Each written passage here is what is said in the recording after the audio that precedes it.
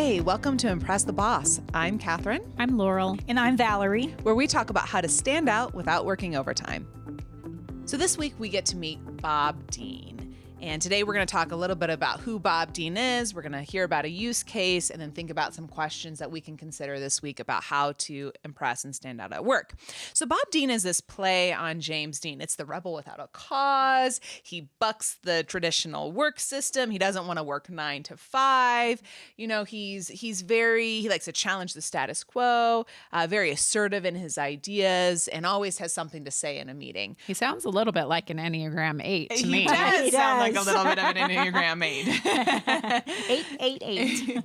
But he's also very innovative. He's creative. He's entrepreneurial. He comes to the table with something to talk about. So I think the challenge with Bob Dean is really learning how to manage some of the, potentially negatives about his personality within a traditional workforce environment. Yes. So Laurel, I think you have a real life use case to share with us about a Bob Dean. Yeah, for sure. So we want to introduce you to Kyle. So Kyle is someone who is super smart and creative and brings very innovative thoughts, just like you talked about, Catherine, that he was seen as somebody that could be counted on to have, that out of the box thinking and great ideas, and was really appreciated in the workplace for that. The problem for Kyle was that everyone knew it, that he would be the first one to speak up in meetings. He would be the one to kind of hog the meetings and really keep the focus on him and his ideas. And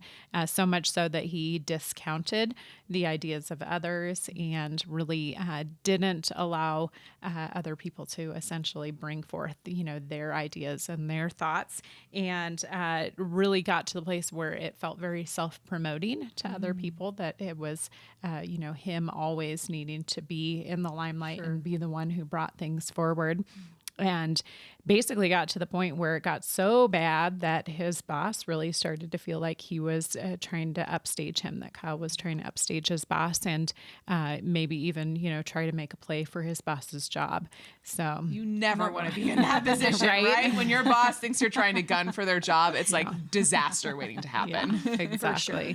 So some real challenges for him in that, as far as just, figuring out or, being known to be someone who dominated and, definitely did not collaborate and was, got too smart for his own good. He was just, too focused on himself and what he brought rather than what others were bringing potentially, and ultimately got to the point where he was losing, if not completely lost, the support of his boss and the trust of his boss as well, which is a big one. So.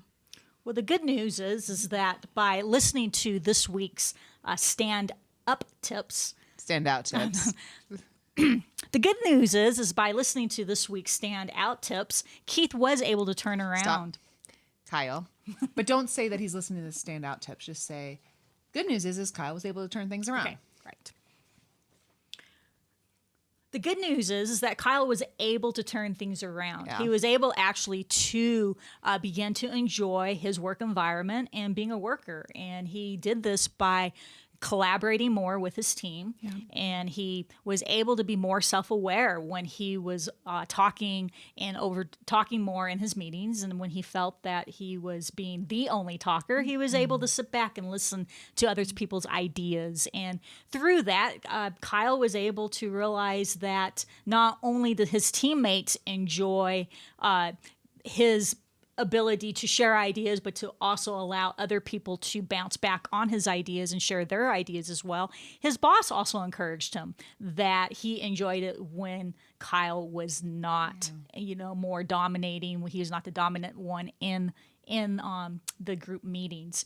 And so here's some questions for you who are listening. If you think you are a Bob Dean, or maybe you're thinking, wow, am I a Bob Dean? These are some questions that you can ask. Is when you're at work in a meeting, do you feel that you have to always be the one sharing your ideas, that you're the first to share your ideas and that you don't listen to other people's ideas?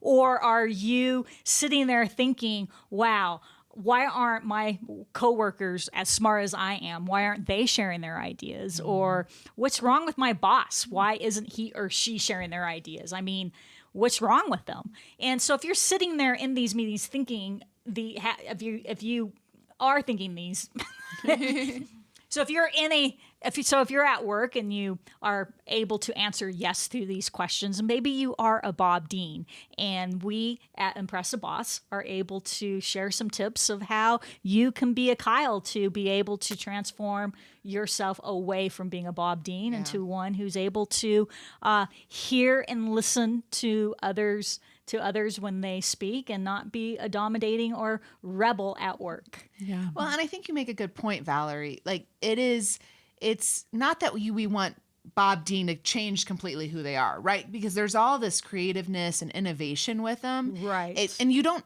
if you're a Bob Dean, you never really change that about you. It's how you can mitigate that within your work environment by becoming more self-aware and really how to still leverage what's positive about you within your environment to create a good working relationship with your coworkers. So, and I think the collaboration comes out even more when somebody like a Bob Dean is able to sit back and be self-aware, have that self-awareness. Wow, I have great ideas, but I'm sure my coworkers have their own ideas, and how can we collaborate our own ideas together? And I think that's very empowering to a team that's working together. Absolutely. And for somebody who's a Bob Dean who has great ideas. Yeah. So we hope you take some time to think through our questions this week. Share your thoughts and your own experiences on social. #ImpressTheBoss. We're on Facebook, Instagram, and LinkedIn, and you'll get to see our daily standout tips too. So they're all centered around how we can either learn from Bob Dean or learn how to grow from Bob Dean's challenges.